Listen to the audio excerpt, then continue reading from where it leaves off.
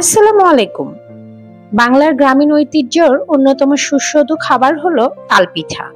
মিষ্টি নরম আর দারুণ ঘ্রাণে ভরপুর এই পিঠা শুধু স্বাদে নয়, আমাদের শিকড়ের স্মৃতিও জাগিয়ে তোলে।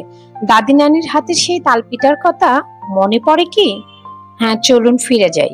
প্রথমেই ১ কাপ তালের রসের সঙ্গে আমরা ১ কাপ চিনি নিয়েছি এবং আমি বেটার দিয়ে সুন্দরভাবে গ্রেট করে নিলাম। আপনারা হাত দিয়েই করে নিতে পারবেন এবং তার ভিতরে ২ কাপ চালের গুঁড়া এবং ১ কাপ ময়দা দিলাম এবং হাফ চামচ ভ্যানিলা এসেন্স দিলাম। তারপর এই যে দেখুন, একদম নানির হাতের অথেন্টিক ভাবে তৈরি করা। আমি যদিও তালের পিঠা এতটা ভালো বানাতে পারি না, কিন্তু নানি কিন্তু দারুণ পারে। হাফ চামচ বেকিং পাউডার দিলাম, সেই সাথে আমরা উষ্ণ উষ্ণ গরম পানি দিবে।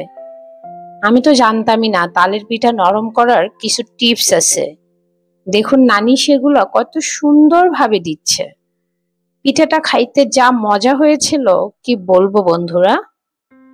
হালকা হালকা গরম পানি দিচ্ছে আর বারবার এটাকে ছানিয়ে নিচ্ছে। তারপরে প্রায় ২ চামচের মতো কালো জিরা দিয়েছে। কালো জিরার সেন্ট এবং ঔষধি গুণ এটা তো সবাই জানে।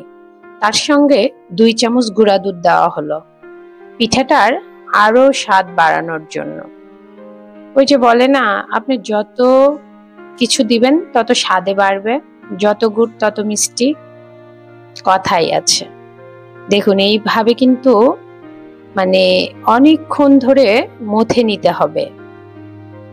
যত মথবেন তালের পিঠা তত স্বাদ হবে। এটা কিন্তু হাতেরও জাদু।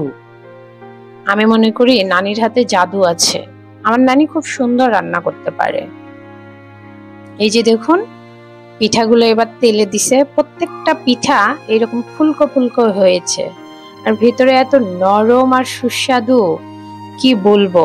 আমি তো অনেকগুলো খেয়ে নিয়েছি এবং একই দিনে একই সঙ্গে তালের বড়া বানিয়েছে, তালের কেক বানিয়েছে, কি বলবো, অসাধারণ মজা।